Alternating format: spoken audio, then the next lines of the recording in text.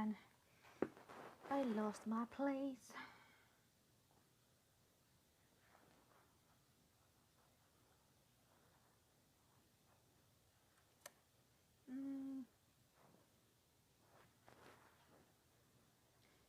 Negative blah blah blah blah blah blah.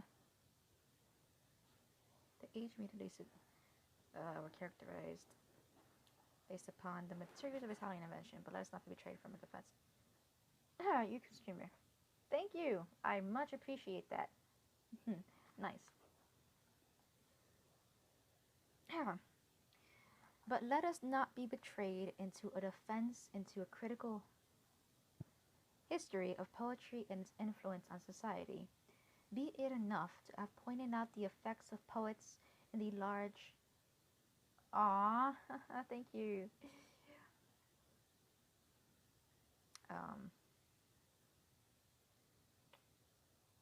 Hold up, oh wait.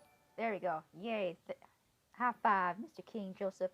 Thank you for the follow. Haha. High five. I always give everybody a high five that follows. It's my thing. High five.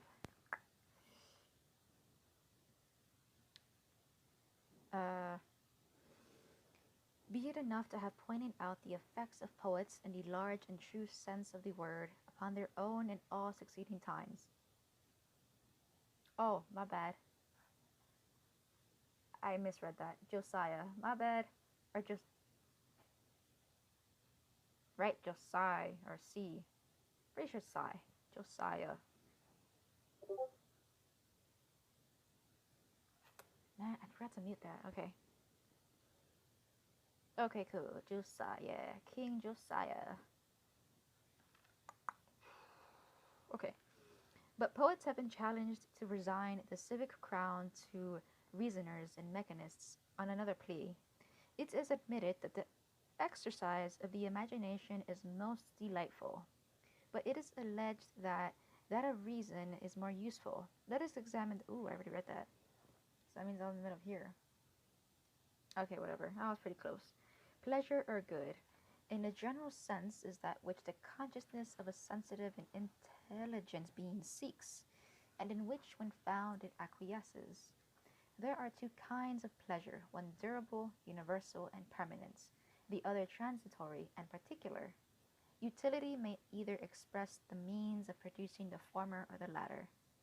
In the former sense, whatever strengthens and purifies the affections, enlarges the imagination, and adds spirit to sense, is useful. But a narrower meaning may be assigned to the word utility, confining it to express that which banishes the opportunity of the wants of our animal nature. That is perfectly fine, man. Dude, if you want to fall asleep to my voice, I got no problem with that. That's, that's sort of what a rainy stream is for. Either to fall asleep or have a good story.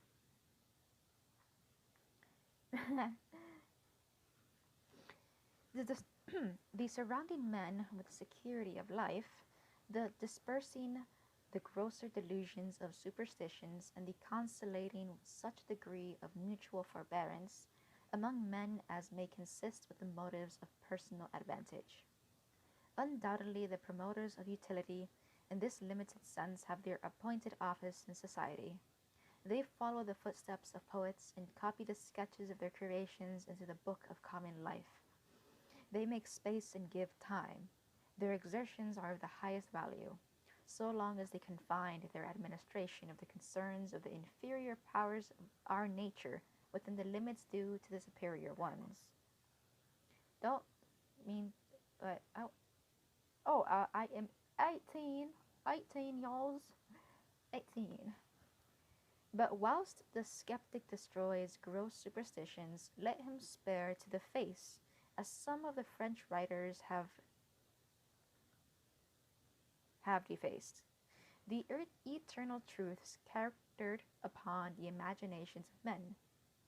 Whilst the mechanist abridges and the political economist combines labor, let them beware their speculations, for want of correspondence with those first principles which being to the imagination do not tend, as they have in modern England, to exasperate at once the extremes of luxury and want.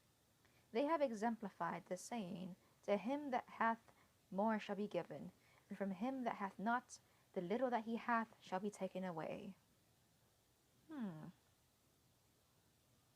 The rich have become richer, and the poor have become poorer, and the vessel of the state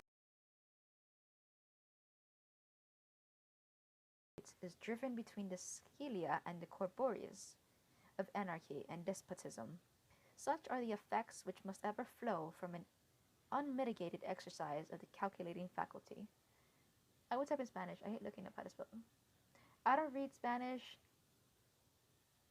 Maybe. I'll probably. It depends. Don't look like it. I'm not trying to be toxic. No, don't worry. Don't look at it like how. Like, do I look older or younger to you? Because some people say I look young. Some people say I look older. It is difficult to define pleasure in its highest sense, the definition involving a number of apparent paradoxes. For, from an inexplicable defect of harmony in the constitution of human nature, the pain of the inferior is frequently connected with the pleasures of the superior. Yeah, a lot of people do say yeah, because I have a baby face. I don't know. Yeah.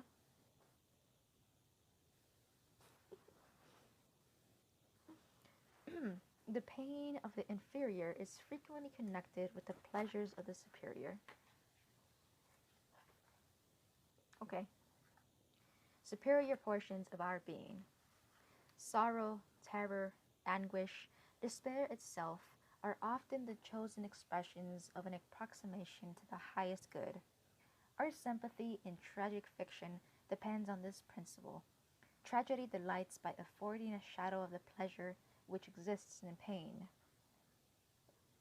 This is the source also of the melancholy which is inseparable from the sweetest melody. The pleasure that is in the sorrow, no, I'm not in college, is sweeter than the pleasure of pleasure itself. And hence the saying, it is better to go to the house of mourning than to the house of mirth. Not that the highest species of pleasure is necessarily linked with pain. The delight of love and friendship, the ecstasy of the admiration of nature, the joy of the perception, and still more of the creation of poetry, is often wholly unalloyed. Alloyed. Okay, that's cool. The production and assurance of pleasure in this highest sense is true utility. Those who produce and preserve this pleasure are poets or poetical philosophers.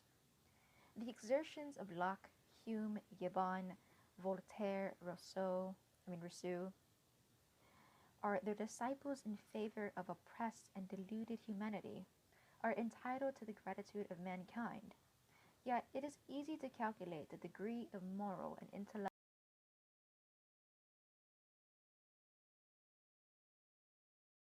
intellectual improvement which the world would have exhibited had they never lived.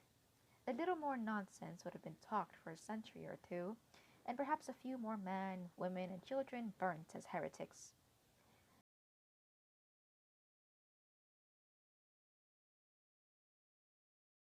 We might not at this moment have been congratulating each other on the abolition of the Inquisition in Spain, but it exceeds all imagination to conceive what would have been the moral condition of the world if neither Dante, Petrarch, Boccaccio, Chaucer, Shakespeare, Calderon, Lord Bacon, nor Milton had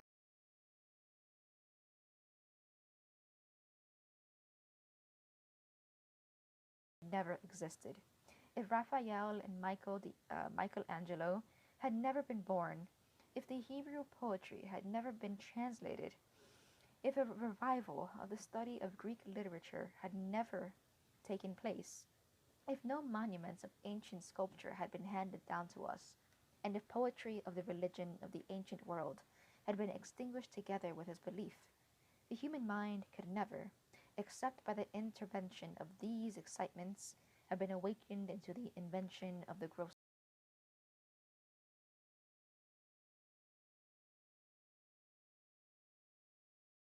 sciences, and that application of analytical reasoning to the aberrations of society, which is now attempted to exult over the direct expression of the inventive and creative faculty itself. Bye, love the stream and the drawings. I'll be back. Bye. Thanks for stopping by. Bye.